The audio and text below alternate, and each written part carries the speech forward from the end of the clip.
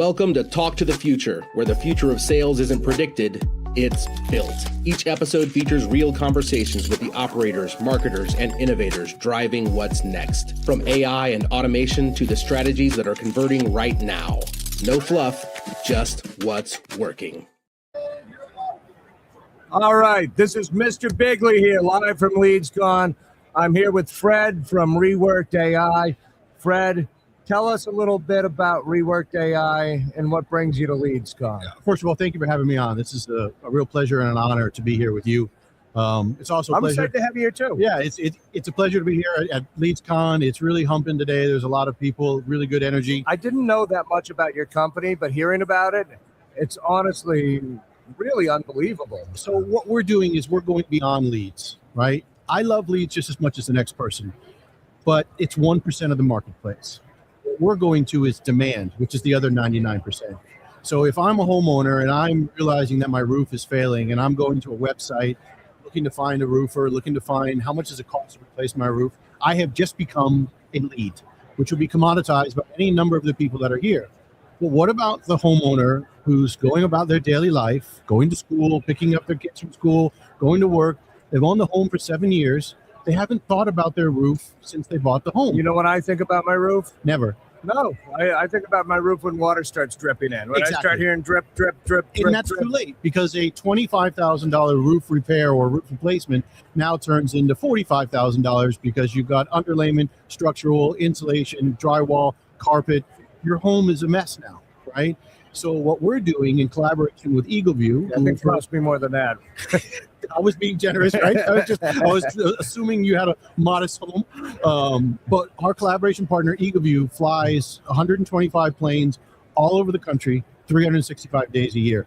We're finding the bad roof. And we're also finding the great homeowner. Who has the financial capacity to talk about a roof? Who has the responsibility matrix to be open to the conversation? Because nobody likes talking about roofs. What's a great homeowner to you? What's a great homeowner to me?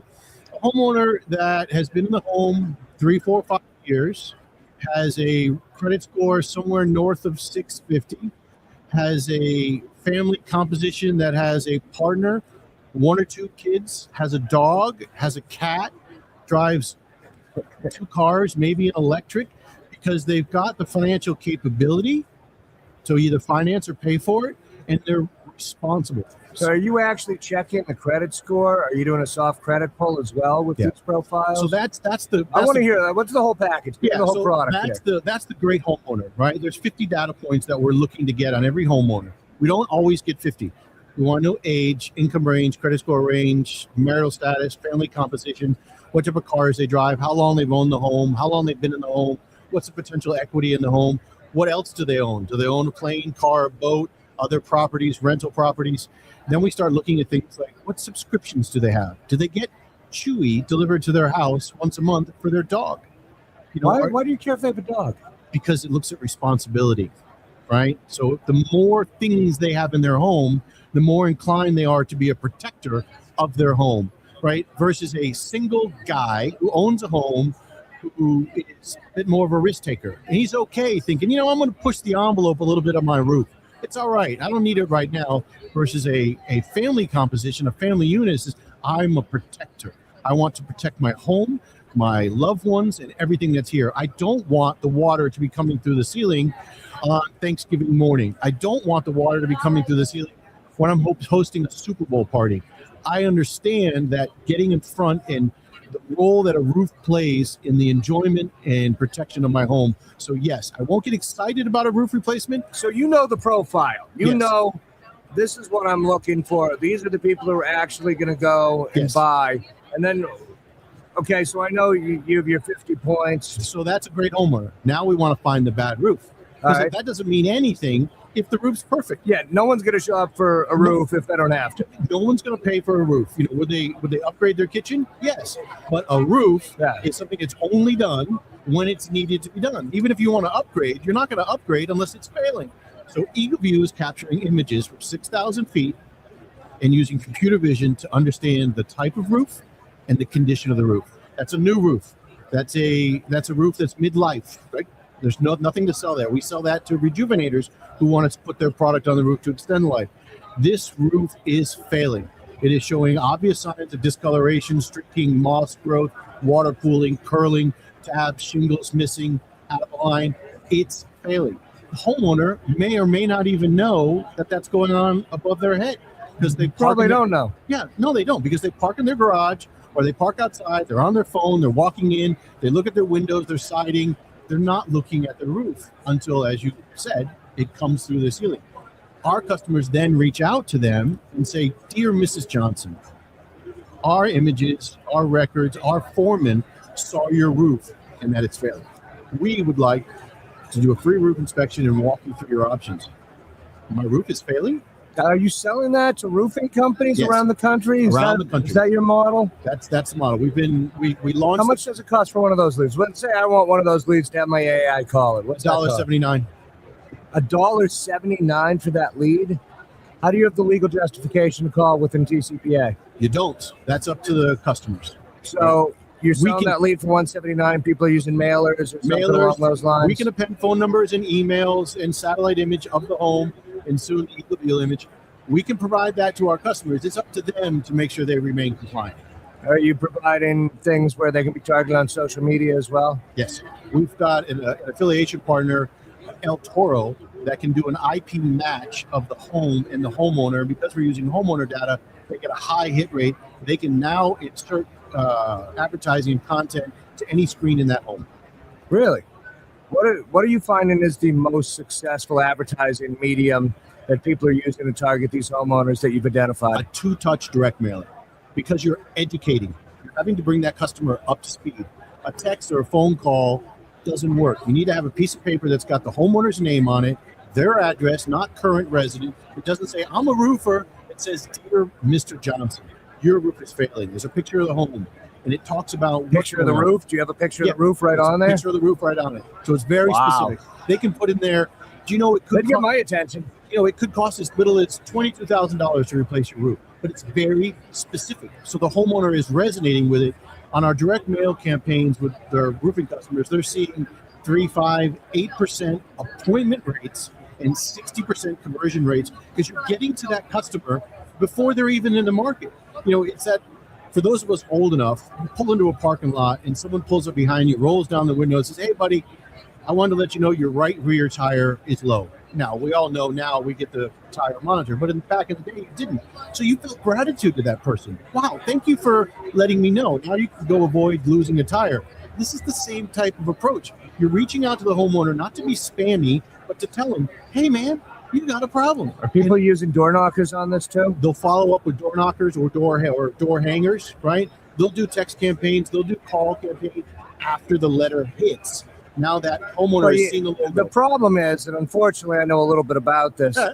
you can't actually reach out and call. Now, you could probably send an email, but you can't actually call that homeowner. I agree. I guess if you're using a human to do it in the U.S., you could do one call, But right? it's not But on the scalable, second right. call, it's a CPA violation, Absolutely. right? So you can't actually send a text or do a call. That's why I was asking, how do you take that data and convert it? What are you seeing the most success A with? lot of our smaller customers, right, that are buying 500 opportunities or 1,000 opportunities, they're doing the two-touch mailer, and then they're calling, right? They're not using an auto dialer.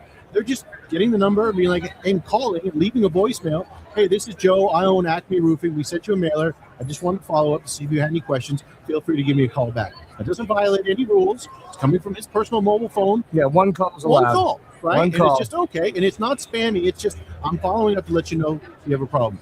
And it's working because they're getting the voicemail or they're seeing One the call email. per year.